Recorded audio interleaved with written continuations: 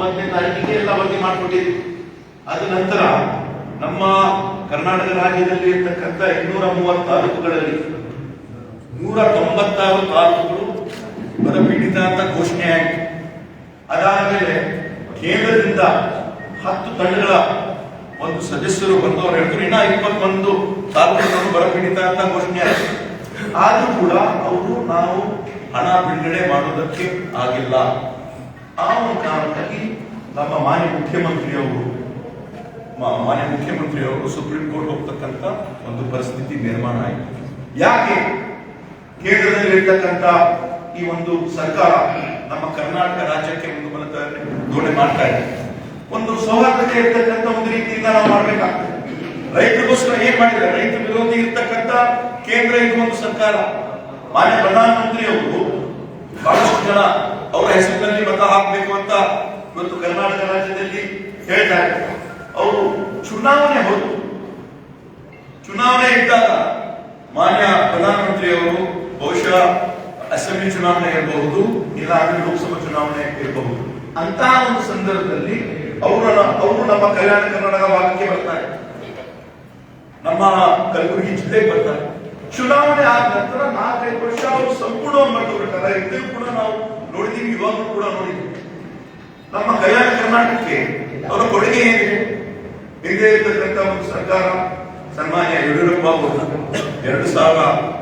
2019ರಲ್ಲಿ ಬಂದು ಹೈದರಾಬಾದ್ ಕನ್ನಡ ಹೆಸರನ್ನು ಬದಲಾವಣೆಯನ್ನು ಮಾಡಿ ಕಲ್ಯಾಣ ಕರ್ನಾಟಕ ಅಂತ ಹೆಸರು ಮಾಡ್ತಾರೆ. ಆದ್ರೆ ನಂತರ ಅವ್ರ ಕಡೆಯಿಂದ ಕೊಡುಗೆ ಏನಿದೆ? ಸನ್ಮಾನ್ಯ ಪ್ರಧಾನಮಂತ್ರಿಯವರಿಗೆ ನಾವು ಪ್ರಶ್ನೆಯನ್ನು ಕೇಳಿದ್ವಿ. ತಾವು ಇವತ್ತು ನಮ್ಮ ಕಲಬುರಗಿಯಲ್ಲಿ ಇರ್ತಕ್ಕಂಥ ಒಂದು ESI ಆಸ್ಪತ್ರೆ ಸುಮಾರು 1400 ಕೋಟಿ ವೆಚ್ಚದ ಅವರು 1 ನಯ ಪೈಸೆ ಕೊಡೋದು ಅವಶ್ಯಕತೆ ಇರಲಿಲ್ಲ. ಕೇವಲ ಮೇಲ್ದರ್ಜೆಯನ್ನು ಮಾಡಿ ಅದನ್ನು all India institute of medical science ಮಾಡಬಹುದಾಗಿತ್ತು. ಅದನ್ನು ಕೂಡ ಅವ್ರು ಮಾಡಕ್ ರೆಡಿ ಇಲ್ಲ. ಅವ್ರು ಏಮ್ಸ್ ನಾವು ಕಲಬುರಗಿಯಲ್ಲಿ ಮಾಡಕ್ ಆಗಿಲ್ಲ ಅಂತ ಹೇಳಿದ್ರು. ನಂತರ ನಮ್ಮ ಮಾನ್ಯ ಮುಖ್ಯಮಂತ್ರಿ ಅವರು ಹೇಳಿದ್ರು ನಾವು ಕಲಬುರಗಿಯಲ್ಲಿ ಒಂದು ವೇಳೆ ಏಮ್ಸ್ ಮಾಡಕ್ ಆಗ್ತಿರ್ಲಿಲ್ಲ ಅಂದ್ರೆ ರಾಯಚೂರಲ್ಲಿ ನಾವು ಏಮ್ಸ್ ಮಾಡಿ ಅಂತ 3 ಬಾರಿ ಪತ್ರ ಬರೆದಿದ್ದಾರೆ. ಅದಕ್ಕೂ ಕೂಡ ಉತ್ತರ ಅವರು ಕೊಟ್ಟಿಲ್ಲ. ಇವಾಗ ನಮಗೆ ಅನುಕೂಲ ನಮ್ಮ ಭಾಗದಲ್ಲಿರ್ತಕ್ಕಂಥ ಒಂದು ರೈಲ್ವೆ ಡಿವಿಷನ್ ಅನ್ನು ಕೂಡ 2013-14ರಲ್ಲಿ ಸನ್ಮಾನ್ಯ ಮಲ್ಲಿಕಾರ್ಜುನ್ ಖರ್ಗೆ ಸಾಹೇಬ್ ಅವರು ರೈಲ್ವೆ ಸಚಿವರು ಇರುವಾಗ ಮತ್ತೆ ಡಾಕ್ಟರ್ ಮನಮೋಹನ್ ಸಿಂಗ್ ಅವರು ಪ್ರಧಾನಮಂತ್ರಿ ಇದ್ದಾಗ ನಮ್ಮ ಬಜೆಟ್ ಅನ್ನು ಘೋಷಣೆ ಮಾಡಿದ್ದೀವಿ ಕಲಬುರಗಿಯಲ್ಲಿ ರೈಲ್ವೆ ಡಿವಿಷನ್ ಆಗಬೇಕು ಅಂತ. ಆ ಒಂದು ರೈಲ್ವೆ ಡಿವಿಷನ್ ಕೂಡ ಮೊನ್ನೆ ತಾನೇ ಅವರು ಪಿಯೂಷ್ ಗೋಯಲ್ ಅವರು ಹೇಳ್ತಾರೆ ನಾವು ರೈಲ್ವೆ ಡಿವಿಷನ್ ಕಲಬುರಗಿಯಲ್ಲಿ ಮಾಡೋದಕ್ಕೆ ಸಾಧ್ಯ ಇಲ್ಲ, ನಿಮ್ಸ್ ಮಾಡಬೇಕಾಗಿತ್ತು.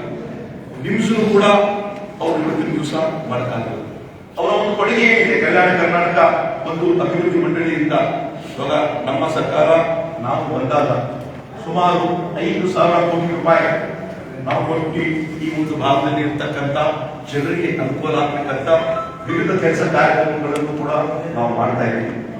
ಆದರೆ ಇವತ್ತು ಮಾನ್ಯ ಪ್ರಧಾನಮಂತ್ರಿಯವರು ಇಲ್ಲಿ ಬಂದು ಕೇವಲ ಚುನಾವಣೆ ಸಂದರ್ಭದಲ್ಲಿ ಬಂದು ಇಲ್ಲಿ ಒಂದು ಟೀಕೆ ಪ್ರಹಾರವನ್ನು ಮಾಡ್ತಾ ಇದ್ದಾರೆ. ನಿನ್ನೆಯೂ ಕೂಡ ಎಷ್ಟು ಒಂದು ಹತಾಶೆ ಆಗಿದ್ದಾರೆ ತಾವು ನೋಡಬಹುದು.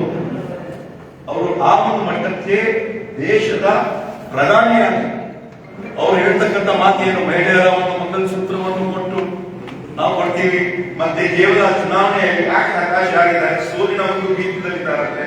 ಅವರು ಚುನಾವಣೆ ಗೆಲ್ಲಬೇಕಂದ್ರೆ ಹಿಂದೂ ಮುಸ್ಲಿಂ ಒಂದು ಧರ್ಮದ ನಡುವೆ ಒಂದು ಏನಾದರೂ ಒಂದು ಮಾಡಿ ನಾವು ಚುನಾವಣೆ ಯಾವ ಕಾರಣಕ್ಕೂ ನಾವು ಗೆಲ್ಲಬೇಕು ಅಂತ ನಾವು ಗೊತ್ತಾಗುತ್ತೆ. ಯಾಕಂದ್ರೆ ಎಲ್ಲಾ ಕಡೆ ಇರ್ತಕ್ಕಂಥ ನಮ್ಮ ಸರ್ಕಾರ ಕಾಂಗ್ರೆಸ್ ಸರ್ಕಾರ ನುಡಿದಂತೆ ನಡೆದಿರುವಂತಹ ಒಂದು ಸರ್ಕಾರ ಆಗಿದೆ. ನಾವು ಏನ್ ಹೇಳಿದೀವಿ ಅದು ಮಾಡಿದೀವಿ. 2013ರಿಂದ 2018ವರೆಗೆ ಇರ್ತಕ್ಕಂಥ ನಾವು ಎಲ್ಲ ನೋಡಿದ್ರೆ ಸುಮಾರು 165 ಭರವಸೆಯಲ್ಲಿ 158 ಭರವಸೆಯನ್ನು ನಾವು ಈಡೇರಿಸಿದ್ದೀವಿ. ಜನರಿಗೆ ಅನುಕೂಲ ಆಗ್ತಕ್ಕಂಥ ಹಲವಾರು ಕೆಲಸ ಕಾರ್ಯಕ್ರಮವನ್ನು ನಾವು ಮಾಡಿದ್ದೀವಿ. ಮನೆ 2023 ಚುನಾವಣೆಯಲ್ಲಿ ನಾವು ಹೇಳಿರುವಂತೆ 5 ಗ್ಯಾರಂಟಿಗಳು ನಾವು ಈಗ ಹೇಳಿದ್ದೀವಿ ಜನರಿಗೆ ಅನುಕೂಲ ಆಗ್ಬೇಕು ಅಂತ. ಅದನ್ನು ಕೂಡ ನಾವು 5 ಗ್ಯಾರಂಟಿ ಎಲ್ಲ ಅನುಷ್ಠಾನಕ್ಕೆ ನಾವು ತಗೊಂಡು ಬಂದಿದ್ದೀವಿ.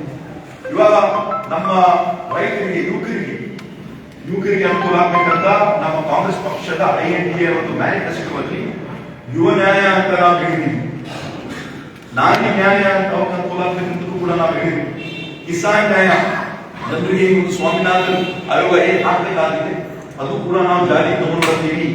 ಬಿಜೆಪಿಯವರು 10 ವರ್ಷದಲ್ಲಿ ಅವ್ರ ಕೈಯಲ್ಲಿ ಏನ್ ಮಾಡಕ್ಕೆ ಆಗಿಲ್ಲ, ನಾವು ಖಂಡಿತವಾಗ ನಾವು ಮಾಡ್ತೀವಿ. ಯಾರ್ಯಾರು ಒಂದು ಬೆಳೆ ಪರಿಹಾರ ಸಿಗ್ಬೇಕಂದ್ರೆ ಕೇವಲ 30 ದಿವಸದಲ್ಲಿ ಅವ್ರಿಗೆ ಬೆಳೆ ಪರಿಹಾರ ಸಿಗ್ತಕ್ಕಂತ ಒಂದು ಆಯೋಗ ಕೂಡ ನಾವು ಮಾಡ್ತಾ ಇದ್ವಿ. ಸಾಲ ಮನ್ನಾ ಮಾಡುವುದಕ್ಕಾಗಿಯೂ ಕೂಡ ಒಂದು ಕಮಿಟಿಯನ್ನು ಕೂಡ ನಾವು ಮಾಡ್ತಾ ಇದ್ವಿ. ನಮ್ಮ ಭಾಗದ ರೈತರಿಗೆ ಯಾವ ರೀತಿಯಿಂದ ಅನುಕೂಲ ಆಗಬೇಕು ಅಂತ ನಾವು ಮಾಡ್ತೀವಿ. ಆದ್ರೆ ದೇಶದ ಪ್ರಧಾನಿಯವರು ಇಲ್ಲಿ ಇರ್ತಕ್ಕಂಥ ನಾವು ರೈತರ ಆಧಾರ ಒಂದು ದುಪ್ಪಟ್ಟನ್ನು ನಾವು ಮಾಡ್ತೀವಿ. ಆದ್ರೆ ದುಪ್ಪಟ್ಟು ಮಾಡಿಲ್ಲ, ಜನ ಬಹಳ ಸಂಕಷ್ಟದಲ್ಲಿದ್ದಾರೆ. ನಮ್ಗೆ ಬರ್ತಕ್ಕಂಥ ಒಂದು ಪರಿಹಾರವನ್ನು ಕೂಡ ಕೊಡ್ತಾ ಇಲ್ಲ. ನಾವು ಕೊಡ್ತಾ ಇರುವಂತ ಒಂದು ಫೆಬ್ರವರಿ 7ನೇ ತಾರೀಕಿಗೆ ನಾವು ರಾಷ್ಟ್ರ ಮಟ್ಟದಲ್ಲಿ ನಮ್ಮ ಎಲ್ಲ ಸಚಿವರು, ಮಾನ್ಯ ಮುಖ್ಯಮಂತ್ರಿಯವರು, ಉಪಮುಖ್ಯಮಂತ್ರಿಯವರು, ಎಲ್ಲ ಸಚಿವರು ಸೇರಿ ನಾವು ಪ್ರತಿಭಟನೆ ಮಾಡಿದ್ವಿ. ನಾವು ಪ್ರತಿ ವರ್ಷ ಸುಮಾರು 4,75,000 ಕೋಟಿ ನಾವು ತೆರಿಗೆ ಕೊಡ್ತಾ ಇದ್ದೀವಿ. 4,75,000 ಕೋಟಿ ತೆರಿಗೆ ಕೊಡ್ತಾ ಇದ್ದೀವಿ. ಆದ್ರೆ ವಾಪಸ್ ನಮಗೆ ಬರ್ತಾ ಇರೋದು ಕೇವಲ 52,000 ಕೋಟಿ. 52,000 ಕೋಟಿ ಅಂದ್ರೆ ಪ್ರತಿ 100 ರೂಪಾಯಿಗೆ ಕೊಡ್ತಿರುವಂತ ನಾವು ತೆರಿಗೆ ಕೇವಲ 12-13 ರೂಪಾಯಿ ನಮ್ಗೆ ಬರ್ತಾ ಇದೆ. ಅದರಲ್ಲಿ ನೀವು ನಮ್ಗೆ ಏನು ಹಂಚ್ಕೊಡ್ತಾ ಇದ್ದೀವಿ? ನಾವು 4,75,000 ಕೋಟಿ ನಿಮಗೆ ಕೊಡ್ತಾ ಇದ್ದೀವಿ. ನಮ್ಮ ಪರಿಹಾರ ನಮ್ಮ ರಾಜ್ಯಕ್ಕೆ ನೀವು ತಾವು ಕೊಡ್ತಕ್ಕಂತ ಕೇವಲ 18,171 ಕೋಟಿ 48 ಲಕ್ಷ ತಾವು ಕೊಡಬೇಕು ಅಂತ ನಾವು ಹೇಳಿದ್ರು. ಕೊನೆಗಾಗಿ ನಾವು ಸುಪ್ರೀಂ ಕೋರ್ಟ್ ಹೋಗ್ತಕ್ಕಂತ ಒಂದು ಪರಿಸ್ಥಿತಿ ನಿರ್ಮಾಣ ಆಗಿ ಇವತ್ತು ನಮ್ಮ ಕರ್ನಾಟಕ ರಾಜ್ಯದ ಇರ್ತಕ್ಕಂಥ 6.5 ಕೋಟಿ ಜನರ ಇದು ಒಂದು ವಿಜಯ.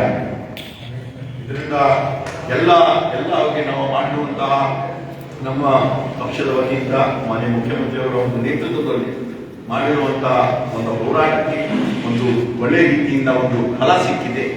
ಇವತ್ತು ಆ ಒಂದು ಸುಪ್ರೀಂ ಕೋರ್ಟ್ ಒಂದು ಪೀಠದಿಂದ ಅವರು ಕೂಡ ಒಂದೇ ವಾರದಲ್ಲಿ ನಾವು ಪರಿಹಾರ ನೀಡಬೇಕು ಅಂತ ಒಂದು ವಾಗ್ದಾನವನ್ನು ಕೂಡ ಮಾಡಿದ್ದಾರೆ. ಅಲ್ಲ, ವೀರಭದ್ರಪ್ಪ ಅವರು ನಮ್ಮ ಮಾಜಿ ಕೆಪಿಸಿಸಿ ಅಧ್ಯಕ್ಷರು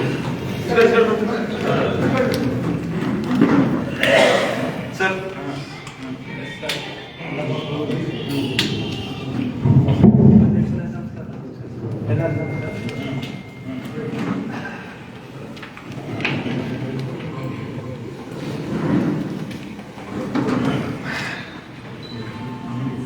ಇವತ್ತು ಎಲ್ಲಾ ಕಡೆ ಸನ್ಮಾನ್ಯ ಅಲ್ಲ ವೀರಭದ್ರಪ್ಪ ಅವರು, ಹಿರಿಯ ನಾಯಕರು ಅವರು ಕೂಡ ನಾವು ಸ್ವಾಗತವನ್ನು ಕೋರುತ್ತೇನೆ ಎಲ್ಲರ ಪರವಾಗಿ. ಹಾಗೂ ನಮ್ಮ ಎಂಎಲ್ಸಿಗಳಾಗಿರುವಂತಹ ಕಾಂಗ್ರೆಸ್ ಪಕ್ಷದ ಹಿರಿಯ ಮುಖಂಡರಾಗಿರುವಂತಹ ಅಪ್ಪಣ್ಣ ಕಮಕೂರು ಅವರು ಬಂದಿದ್ದಾರೆ, ಅವರು ಕೂಡ ಸ್ವಾಗತವನ್ನು ನಾನು ಕೋರುತ್ತೇನೆ. ಇವತ್ತು ಎಲ್ಲ ಕಡೆ ನಾವು ಹಳ್ಳಿಯಲ್ಲಿ ಹೋಗಿರುವಂತಹ ಒಂದು ಕಡೆ ಎಲ್ಲ ಕಡೆ ಕಾಂಗ್ರೆಸ್ ಪರವಾದ ಒಂದು ಅಲೆ ಇದೆ. ನಮ್ಮ ಕಾಂಗ್ರೆಸ್ ಪಕ್ಷದ ಅಭ್ಯರ್ಥಿಗಳಾಗಿರುವಂತಹ ಸನ್ಮಾನ್ಯ ರಾಧಾಕೃಷ್ಣ ಅವರು ಹಳ್ಳಿಯಲ್ಲಿ ಹೋದಾಗ ಸಾವಿರಾರು ಸಂಖ್ಯೆಯಲ್ಲಿ ಜನ ಬರ್ತಾ ಇದ್ದಾರೆ, ಸ್ವ ಇಚ್ಛೆಯಿಂದ ಜನ ಬರ್ತಾ ಇದ್ದಾರೆ. ಒಂದು ಕಾಂಗ್ರೆಸ್ ಪಕ್ಷದ ಪರವಾಗಿ ಒಂದು ಅಲೆ ಸೃಷ್ಟಿಯಾಗಿದೆ. ಹಿಂದೆ ನಾವು 2009 ಮತ್ತೆ 2014 ಯಾವ ರೀತಿಯಿಂದ ಸನ್ಮಾನ್ಯ ಮಲ್ಲಿಕಾರ್ಜುನ ಖರ್ಗೆ ಸಾಹೇಬ ಪರವಾಗಿ ಅಲ್ಲಿ ನಾವು ಏನು ಕಂಡಿದ್ವಿ, ಇವತ್ತು ಕೂಡ ರಾಧಾಕೃಷ್ಣ ಅವರು ಕಾಂಗ್ರೆಸ್ ಪಕ್ಷದ ಅಭ್ಯರ್ಥಿಯಾಗಿ ಎಲ್ಲ ಕಡೆ ಹೋಗ್ತಾ ಇದ್ದಾರೆ, ಸಹಸ್ರ ಸಂಖ್ಯೆಯಲ್ಲಿ ಬರ್ತಾ ಇದೆ. ಈ ಬಾರಿ ಕಲಬುರಗಿ ಈ ಒಂದು ನಮ್ಮ ಮತಕ್ಷೇತ್ರದಲ್ಲಿ, ಲೋಕಸಭಾ ಮತಕ್ಷೇತ್ರದಲ್ಲಿ ಕಾಂಗ್ರೆಸ್ ಪಕ್ಷ ಖಂಡಿತವಾಗಿ ಗೆದ್ದೇ ಗೆಲ್ತದೆ, ಇದರಲ್ಲಿ ಎರಡು ಮಾತು ಇಲ್ಲವೇ ಇಲ್ಲ. ಅವರು ಬಿಜೆಪಿಯವರು ಹತಾಶೆ ಆಗುತ್ತಿದ್ದಾರೆ. ಅವರ ಒಂದು 5 ವರ್ಷದಲ್ಲಿ ಇರತಕ್ಕಂಥ ಲೋಕಸಭಾ ಸದಸ್ಯರು ಕೂಡ, ಜನರು ಕೂಡ ಎಲ್ಲೂ ಕೂಡ ಅವರು ನೋಡಿಲ್ಲ, ಅವರೆಲ್ಲ ಕಡೆ ಸಂಚಾರವನ್ನು ಮಾಡಿಲ್ಲ. ಅವ್ರ ಬಗ್ಗೆ ಬಹಳಷ್ಟು ಭಿನ್ನಾಭಿಪ್ರಾಯ ಇದೆ, ವಿರೋಧ ವ್ಯಕ್ತಪಡಿಸಿದ್ದಾರೆ. ಈ ಬಾರಿ ನಮ್ಮ ಭಾಗದಲ್ಲಿ ಖಂಡಿತವಾಗಿ ಕಾಂಗ್ರೆಸ್ ಮತ್ತೆ ಗೆಲ್ತದೆ.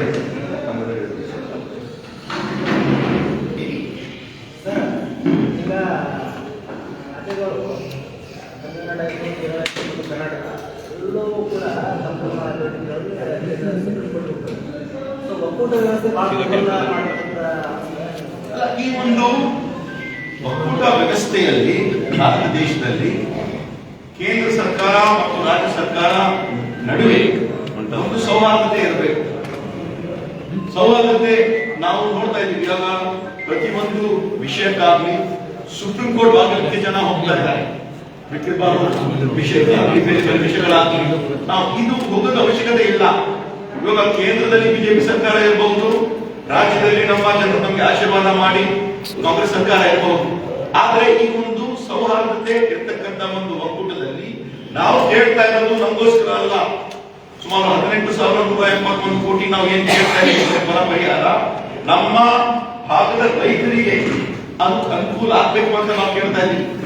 ಕೊನೆಯದಾಗಿ ನಾವು ನಮ್ಮ ಕಡೆಯಿಂದ ಹಣ ಕೊಡ್ತಾ ಇಲ್ಲ ಅಂದ್ರೆ ನಾವು ಕೊಟ್ಟಿರುವಂತ ತೆರಿಗೆ, ಮಹಾರಾಷ್ಟ್ರ ನಂತರ ಅತಿ ಹೆಚ್ಚಿನ ತೆರಿಗೆ ಕೊಡ್ತಾ ಇರೋದು ನಾವು ಕೊಡ್ತಕ್ಕಂತ ಒಂದು ಹಣ ಕೊಟ್ರೆ ಇಲ್ಲಿ ಇರ್ತಕ್ಕಂಥ ರೈತರು ಆತ್ಮಹತ್ಯೆ ಒಂದು ಪ್ರಸಂಗಗಳು ಕಡಿಮೆ ಆಗ್ತದೆ, ಗುಳೆ ಹೋಗುವಂತ ಸಂದರ್ಭಗಳು ಕೂಡ ಕಡಿಮೆ ಆಗ್ತದೆ. ಈ ಒಂದು ಭಾಗದಲ್ಲಿ ಇರ್ತಕ್ಕಂಥ ರೈತರಿಗೆ ಅನುಕೂಲ ಆಗ್ತದೆ. ಇವತ್ತು ಸುಮಾರು 236 ತಾಲೂಕುಗಳಲ್ಲಿ ಕರ್ನಾಟಕ ರಾಜ್ಯದಲ್ಲಿ 196 ಪ್ಲಸ್ 21 ತಾಲೂಕುಗಳನ್ನು ಬರ ಪೀಡಿತ ಅಂತ ನಾವು ಘೋಷಣೆಯನ್ನು ಮಾಡಿದ್ವಿ. ಊಟ ವ್ಯವಸ್ಥೆ ಎಲ್ಲ ರಾಜ್ಯಗಳು ಹೇಳಿದ್ರೆ ಅವರು ಕೇಂದ್ರ ಸರ್ಕಾರ ಕೊಡಬೇಕಿತ್ತು. ಸುಪ್ರೀಂ ಕೋರ್ಟ್ ಕೂಡ ಹೇಳಿದೆ ಅವರು ಕಾನ್ಸ್ಟಿಟ್ಯೂಷನಲ್ ರೈಟ್ ಅನ್ನ ಕೇಳೋಕೆ ಅವರು ಸುಪ್ರೀಂ ಕೋರ್ಟ್ ಬರಬೇಕಾದ ಅವಶ್ಯಕತೆ ಇಲ್ಲ, ನ್ಯಾಚುರಲ್ ಆಗಿ ಕೊಡಬೇಕಿತ್ತು. ನ್ಯಾಚುರಲ್ ಕೊಡಬೇಕು ಅಂತ ಹೇಳ್ತೇನೆ. ಪ್ರಶ್ನೆ ಇರೋದೀಗ ಈ ರಾಜ್ಯಗಳ ಸುಪ್ರೀಂ ಕೋರ್ಟ್ ಹೋಗ್ತಕ್ಕಂಥ ಪರಿಸ್ಥಿತಿ ನಿರ್ಮಾಣ ಆಗಿದೆ ಅಂತ ಹೇಳಿದ್ರೆ ಕೇಂದ್ರದಲ್ಲಿರ್ತಕ್ಕಂಥ ಬಿಜೆಪಿ ಸರ್ಕಾರ ಒಕ್ಕೂಟ ವ್ಯವಸ್ಥೆಯನ್ನು ದುರ್ಬಲಗೊಳಿಸಲಿಕ್ಕೆ ಪ್ರಯತ್ನ ಮಾಡ್ತಿದೆಯಾ ಅನ್ನೋ ಪ್ರಶ್ನೆ. ಪ್ರಯತ್ನ ಮಾಡ್ತಾ ಇಲ್ಲ, ಮಾಡಿದ್ದಾರೆ ಅದೇ ಮಾಡಿದ್ದಾರೆ, ಮಾಡ್ತಾ ಇದ್ದಾರೆ.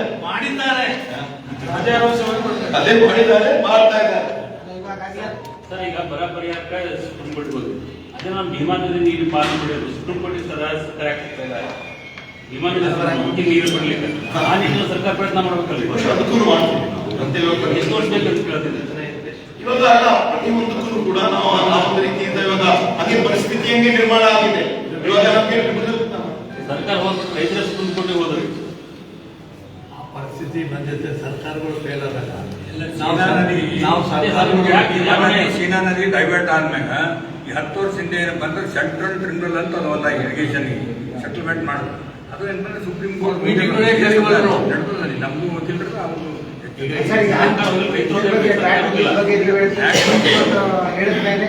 ಒಪ್ಕೊಂಡಿದೆ ಅಂತ. ಬಟ್ ಕರ್ನಾಟಕ ಬಿಜೆಪಿ ಟ್ವೀಟ್ ಮಾಡಿದೆ, ಮೋದಿ ಅವರು ನೀತಿ ಸಂಹಿತೆ ಮಧ್ಯೆ ಕೂಡ ರಾಜ್ಯಕ್ಕೆ ಬರ ಪರಿಹಾರ ಕೂಡ ಒಪ್ಕೊಂಡಿದ್ದಾರೆ. ಅವರಿಗೆ ಇವಾಗ ಸುಪ್ರೀಂ ಕೋರ್ಟ್ ಒಂದು ವಾರದಲ್ಲಿ ತಾವು ಬರ ಪರಿಹಾರ ಕೊಡಬೇಕಂತ ವಾಗ್ದಾನ ಮಾಡಿದ್ದಾರೆ. ಇದು ಸುಪ್ರೀಂ ಕೋರ್ಟ್ ವಾಗ್ದಾನ ಮಾಡೋಕ್ಕಿಂತ ಮೊದಲು ಮಾನ್ಯ ಪ್ರಧಾನಮಂತ್ರಿ ಅವರು ನಾವು ಕೊಡ್ತೀವಿ ಅಂತ ಹೇಳಿದ್ರೆ ಒಪ್ತಾ ಇದ್ವಿ. ಇವಾಗ ವಾಗ್ದಾನ ಮಾಡಿ ಒಂದೇ ವಾರದಲ್ಲಿ ಕೊಡ್ಬೇಕಂದ್ರೆ ಇವಾಗ ಟ್ವೀಟ್ ಮಾಡೋರು ಅವ್ರು ಬೇರೆ ಪೇಪರ್ ಟೈಗರ್ ಇದ್ದಾರೆ, ಅವರು ಸೋಷಿಯಲ್ ಮೀಡಿಯಾದಲ್ಲಿ ಹಾಕ್ತಾರೆ. ಈಗ ವಾಗ್ದಾನ ಮಾಡಿದ್ದು ಸುಪ್ರೀಂ ಕೋರ್ಟ್ ಸ್ಪಷ್ಟವಾಗಿ ಒಂದು ವಾರದಲ್ಲಿ ಮಾಡ್ಬೇಕಂತ ಹೇಳಿದ್ದಾರೆ. ಇವತ್ತು ನಮ್ಮ ಮಾರ್ಚ್ ನಲ್ಲಿ ರಿಕ್ವೆಸ್ಟ್ ಕೊಡ್ಬೇಕಾಗ್ತದೆ. ಈಗ ಮುಂದಾರು ಬಿಫೋರ್ ಅಕ್ಟೋಬರ್ 31 ಕೊಡ್ಬೇಕಾಗಿತ್ತು. ನಾವು ಸೆಪ್ಟೆಂಬರ್ 9 ಕೊಟ್ಟಿದ್ದೀವಿ. ಕೇಂದ್ರಗಳಿಂದ ತಂಡಗಳು ಬಂದಿದ್ದಾರೆ. ಆದ್ರೂ ಕೂಡ ಓಪನ್ ಆಗಿ ಅವರು ಸುಳ್ಳು ಹೇಳಿ ನೀವು ತಡ ಮಾಡಿದ್ದೀರಿ ಅಂತ ಅನ್ಕೊಳ್ಳೋಣ.